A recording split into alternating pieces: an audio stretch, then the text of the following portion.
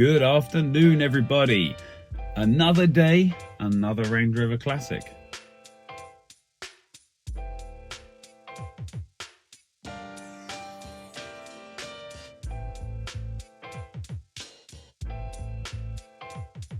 This one is a very late model Classic, and we're going to have a little walk around and have a look at the features and what this one looks like. Let's take a little look around. So, this is a 1994 model. This is quite a late model car. Still the 3.9 that we love, 3.9 V8 Vogue SE. We know what engine that is. 3.9 litre EFI unit, a reliable motor, powerful and torquey. Let's have a little look around the body and see what we're dealing with this particular car.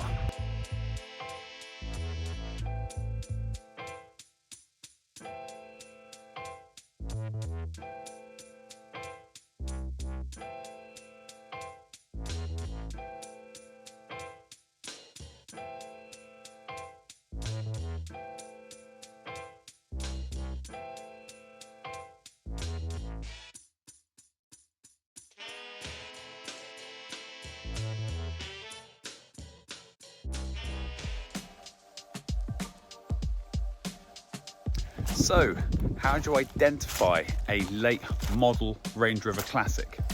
Well, one clear indication is at the front of the car. You'll notice these bumper overriders, I would say. So these you find on models after 1994. So when they turned from the hard dash to the soft dash, they had the identification factors of these like push bars sort of thing at the front, where the standard Classic just had a solid bar across the front. Really, that is one of the only indications on these cars from the outside that's different from the earlier models. I'm talking earlier models down to 91, 90. They're pretty much the same all the way through then. We changed the position of the filler cap back around 1990, 1991. So on these models, they're up here, and on an 89 model, you'll find they're down there. But like I said, there's very few differences actually outside. The main differences occur when you go inside the vehicle. So let's have a little look inside and see the differences on this late model car.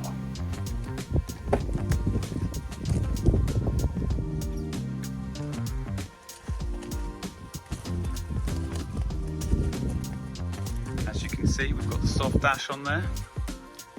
It's a very pretty looking car, this one. It's got the air conditioning,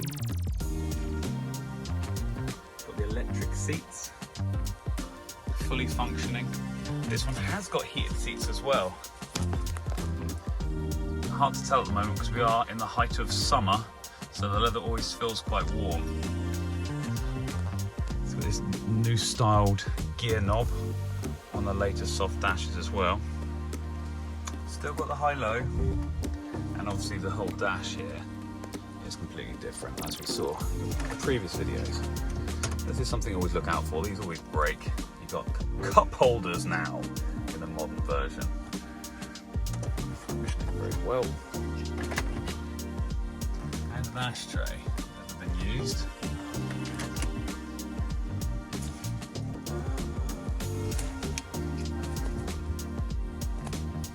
Somewhere on the seat, which is sort of to be expected of a car of 30 years old. The passenger seat generally lasts a bit better. Got a nice central box, and then doubles up to a cup holder for the back seats. We've had the headliner replaced on this one. Done a beautiful job. These have all been colour coded. Even this bar across here, that's one of the differences between the early hard dash later ones. On the later ones you have this plastic trim that goes all the way along the front. These have been color coded in as well, which is very nice, I think. Looks very cool like that. And that full black headlining all the way along, because as we know, they're very prone to sagging. This one, factory dog guard, quite handy actually. Back seats barely been used.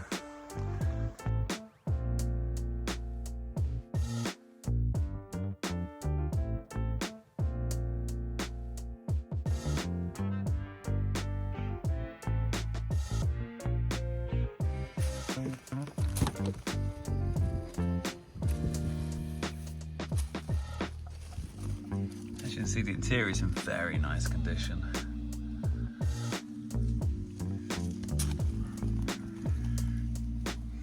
And the door cards being the triple black. We've got the black interior, black exterior, and black door cards. I think it just looks so cool. And obviously you want to put the seat down in the Range Rover Classic. Buttons are slightly different on the earlier ones, but this one just pops down, disengages the mechanism, and then pull it just down like that. And a lot of time this gets scratched up from moving things over the years, and then it will go one more. Sometimes you might need to put the seats forward, and then you've got all that boot space from all the way in the back there to here. But check out the quality of these carpets. You know, this is really, really nice car.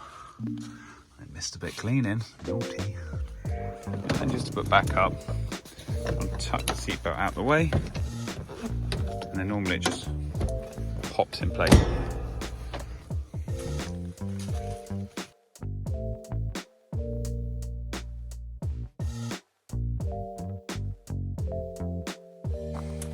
And as per my buyer's guide, something that always needs to be checked: tailgate. This one's been replaced at some point. Regular thing that happens on that side, and it broke off this side. It does happen. And to open the boot for Range Rover Classic, just reach his hand inside there.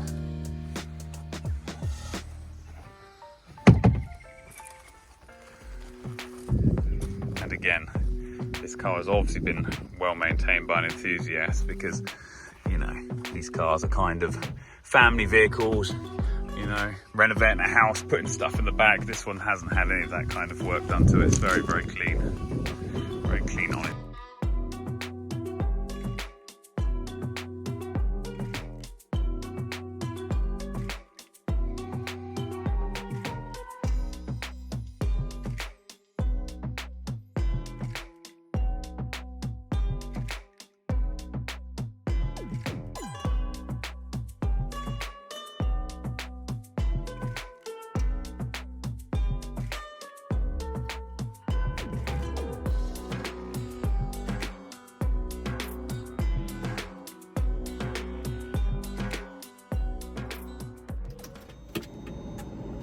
So on start of these Classic, you get that lovely roar of the engine and the fan.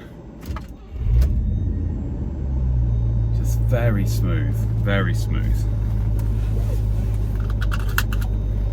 So with the automated gearbox, you select D, and that just gets you going forward. You put your foot on the brake straight away, and then you let the thing roll away. As you saw in a previous video with Chloe, who'd never driven one before. But she found it quite easy. And it is an easy car to drive. It's not a small car by any means. I got a technical question for you guys. I always feel like the late models, the soft dashes, have a better air conditioning system. They seem like they pump out more air, and it feels cooler quicker. Is that correct? Did they use a different compressor on here? Did they use a different system to make it cooler? Or is it the same as the early ones? Because I know the belts obviously changed. The serpentine belt on the last ones, but on the earlier models, 3-belt system, you know, which ran the power steering, the alternator, the fan, everything all separately. So is this a more powerful setup? If you guys know the answer to that, I'd love to know. You can't be an expert in every part of the every part of the car. So let us know what you think.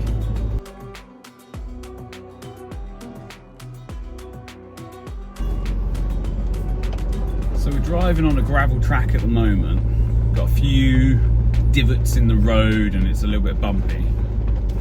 The Classic just feels great. It just feels really comfortable, really confident over the bumps. Got the good solid tyres on here. Not worried too much about anything like that. It just feels like it can handle the road. Turning circle's pretty nice as well, actually.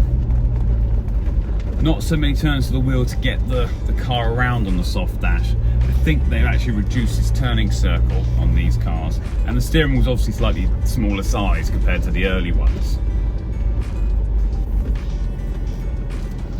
This car was actually owned by a Land Rover specialist back a few years ago now, but the receipts I've got, I think the guy's name was Gott. I think it was Jeff Gott. It was either in his possession or someone with him for a while, as far as I know. I've got all the, well, it's either that or a very popular customer of his, because we have got receipts and receipts of this car, services after replacement parts, whether that's testimony to how well it was looked after or how unreliable it was in the past. I'm going to stick with the aforementioned. This one's actually seems like it's actually a bit faster as well. You put your foot down. Really feels like it goes well. There's no mention of any modifications in the service history, but definitely seems like it's got a bit more poke than the normal 3.9. Not the fastest of engines, but it does pull very well. A car like this, you're not buying it to race around in. You're buying it to drive around in comfort and cruise. I hope you enjoyed watching the video. Please hit that subscribe button and don't forget to like if you've enjoyed this video. It helps the YouTube algorithm put us in a better place. Don't forget to drop us a little comment and let us know where your Range Rover Classic is. Where are you located in the world with your Range Rover Classic, and what sort of terrain are you dealing with? Are you dealing with cold temperatures? Are you dealing with hot temperatures?